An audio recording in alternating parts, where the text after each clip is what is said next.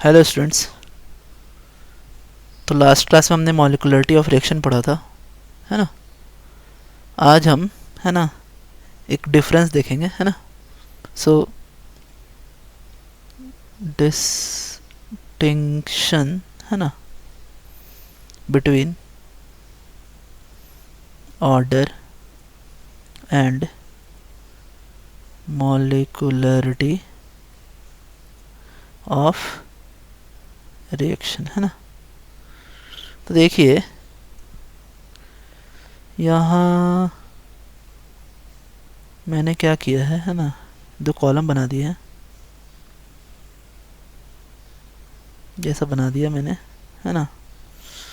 और इधर मैं लिख रहा हूँ आपका ऑर्डर ऑफ रिएक्शन, है ना, और इधर लिख रहा हूँ मॉलिक्युलरिटी, है ना, ऑफ रिएक्शन। अब देखिए तो एक्चुअली क्या होता है ये। सो इट इज़ द, है ना, sum of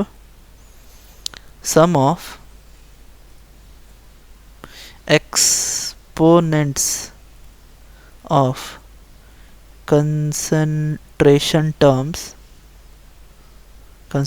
terms in rate law expression, है ना।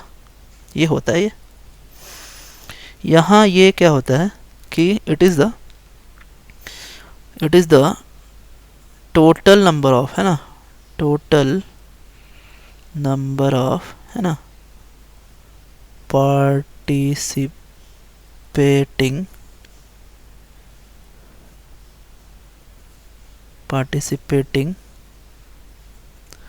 molecules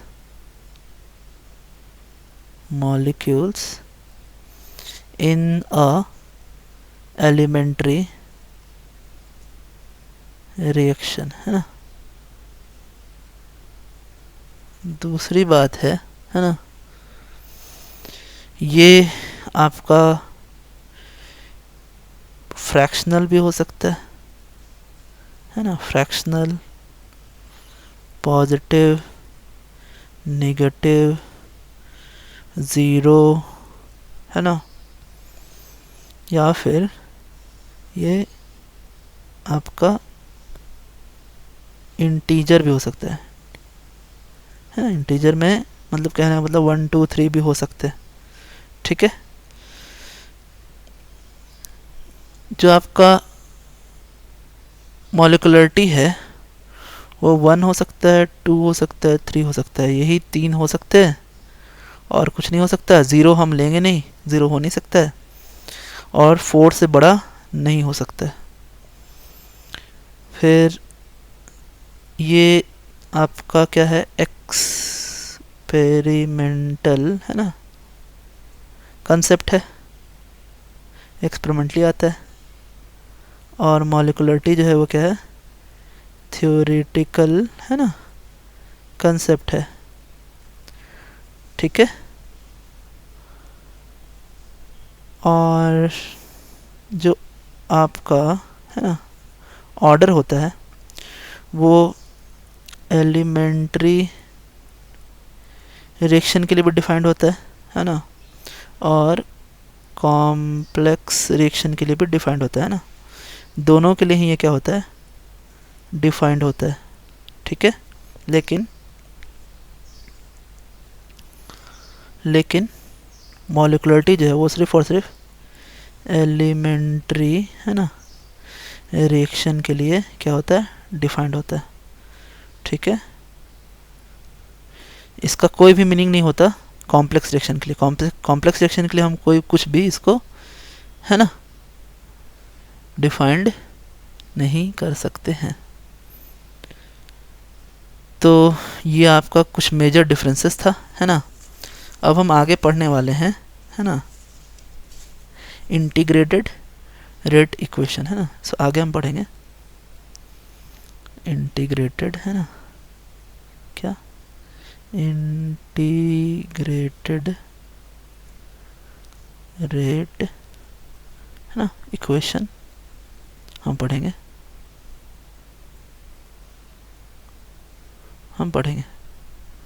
तो जैसे आपका ये है a प्लस बी गिव्स, है ना, प्रोडक्ट्स, ठीक है। तो जब हमने इसका रेट लिखा तो रेट हम लिख सकते क्या, देखिए, रेट इज इक्वल्स टू, है ना, k into concentration of A के power x concentration of B के पावर y, है ना। और जब हम इस रेट को क्या करें, रेट को हम दो तरीके से लिख सकते हैं। रेट हम ए के टर्म में लिखेंगे तो लिखेंगे D A by D T, और बी के टर्म में लिखेंगे तो लिखेंगे D B by D T, और ये D A by D T is equals to D B by D T is equals to आपको दे सकता है के ए के पावर एक्स इंटू बी के पावर वाई, जहाँ के इज इक्वल्स टू क्या, rate constant and x plus Y is equals to n called क्या, order, है ना। तो ये जो इक्वेशन 1 आया है आपका, इस इक्वेशन को हम बोलते हैं, इस इक्वेशन को हम क्या बोलते हैं, इस इक्वेशन को हम बोलते हैं आपका डिफरेंशियल, है ना, डिफरेंशियल रेट इक्वेशन, है ना। और जब हम इस इक्वेशन 1 को, व्हेन इक्वेशन 1 इज गेटिंग, है ना, integrated, then the equation, the new equation, है ना, then the new equation we get is called क्या, इंटीग्रेटेड, है ना, रेट इक्वेशन, है ना, ठीक है। तो अब हम कैसे हम इसे इंटीग्रेट करेंगे, क्या क्या हमारा तरीका है, तो देखिए आप क्या करना है अपने को, ठीक है, कि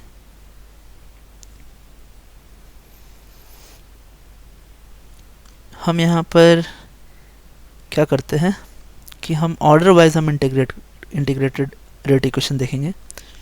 तो पहले हम किसके लिए देखते हैं, आइए पहले हम देखते हैं किसके लिए, ज़ीरो ऑर्डर के लिए देखते हैं। आइए, सो ज़ीरो ऑर्डर, है ना, रिएक्शन। तो इसके लिए हम क्या करते हैं, इंटीग्रेटेड रेट इक्वेशन देखते हैं। तो करेंगे क्या हम, है ना, कि हमने एक नॉर्मल, है ना, एलिमेंट्री रिएक्शन लिया है, ए कन्वर्ट हुआ प्रोडक्ट में, है ना, और यहाँ पर हम लिखेंगे क्या कि rate is equals to minus D A by D T is equals to K into A के पावर ज़ीरो, है ना। और जब हम इसे लिखा तो अब हम इसे क्या करेंगे, ये आपका क्या है, ज़ीरो ऑर्डर रिएक्शन है ना। अब हम इसे इंटीग्रेट करेंगे। आइए, तो हमारे पास क्या आया, है ना, हमने देखा कि minus D A by D T is equals to क्या है आपका, के इंटू ए के पावर ज़ीरो आया है, और ये minus D A is equals to क्या होगा, के डी टी होगा। अब हम इसको लिख सकते हैं क्या कि D A is equals to minus K D T, और जब हम इसे इंटीग्रेट करेंगे, है ना, तो हमने लिया टी इक्वल्स टू ज़ीरो।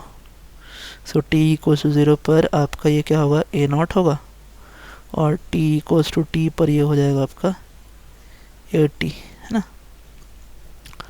ये हमने कैसे लिया, देखें क्या किया हमने यहाँ पे मैं एक छोटा सा है ना आपके लिए रफ कर दे रहा हूँ, है ना, कि मान लो आप कि मैंने यहाँ लिया है ए। अब इस ए से ये कन्वर्ट हो रहा है आपका प्रोडक्ट में, है ना।